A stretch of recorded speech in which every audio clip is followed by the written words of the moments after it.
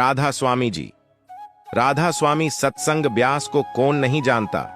पूरे भारत में राधा स्वामी सत्संग ब्यास के डेरे बने हुए हैं। डेरा प्रमुख की बाबा गुरिंदर सिंह राधा स्वामी डेरे सत्संग की देखरेख कर रहे हैं। राधा स्वामी सत्संग ब्यास पंजाब के व्यास नदी के तट पर बसा हुआ है। राधा स्वामी सत्संग ब्यास पूरे भारत में ही नहीं बल्कि पूरे विश्व में अपनी जगह बनाए हुए हैं। राधा स्वामी सत्संग ब्यास पूरे विश्व में शांति के प्रतीक के रूप में जाना जाता है।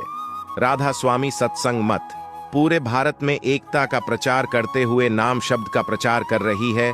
राधा स्वामी सत्संग ब्यास बहुत ही पुराना इतिहास छुपाए बैठा है। राधा स्वामी सत्संग ब्यास नदी के तट पर बाबा जयमल सिंह ने शुरुआत की और लोगों को अपने वचनों से निहाल किया।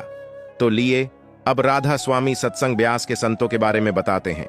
बाबा जयमल सिंह 1879 से लेकर 1903 पर गद्दी पर विराजमान रहे। उसके बाद बाबा जयमल सिंह ने अपने 1903 के बाद बाबा सावन सिंह के हाथ में कमान संभाल दी और बाबा सावन सिंह ने 45 साल तक गद्दी पर रहे।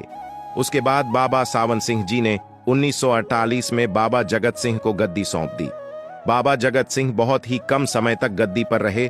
बाबा जगत सिंह जी 3 साल तक इस गद्दी पर रहकर संगतों को निहाल किया और नाम शब्द दिए। उसके बाद बाबा चरण सिंह ने गद्दी को संभाला।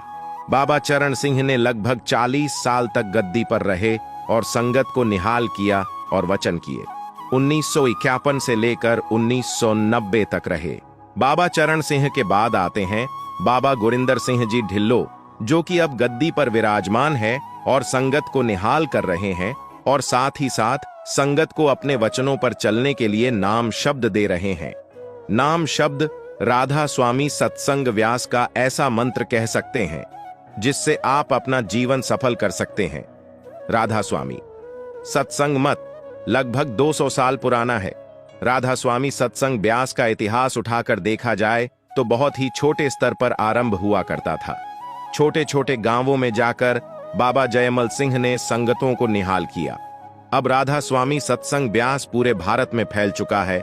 राधा स्वामी सत्संग व्यास उत्तर से लेकर पश्चिम तक, पश्चिम से लेकर दक्षिण यानी कि पूरे भारत में फैल चुका है। भारत में ही नहीं विश्व स्तर पर भी इसका बोलबाला चलता है। लोग राधा स्वामी सत्संग व्यास की वाणी सुनने के लिए दूर दूर से आ रहे हैं। राधा स्वामी सत्संग मत लोगों के भलाई के लिए बहुत ही बड़े बड़े कार्य करते आ रहे हैं।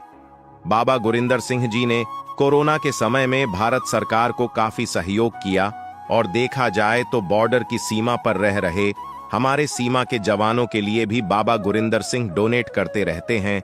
राधा स्वामी सत्संग ब्यास 10 किलोमीटर एरिया तक फैला हुआ है और यह भारत का सबसे सुंदर और सबसे बड़ा डेरा माना जाता है। राधा स्वामी सत्संग ब्यास में हमारे देश के प्रधानमंत्री श्री नरेंद्र मोदी जी भी इस पवित्र स्थान के दर्शन कर चुके हैं और भी कई बड़े बड़े सेलिब्रिटी और बड़े बड़े नेता राधा स्वामी सत्संग मत से जुड़े हुए हैं। यह डेरा बहुत ही सुंदर और लोकप्रिय माना जाता है। कोई भी लोग यहाँ जाता है तो उसकी सुंदरता के गुणगान किए बगैर नहीं लौटता। राधा स्वामी सत्संग दर में अस्पताल, स्कूल और हर्ष व सुविधा है।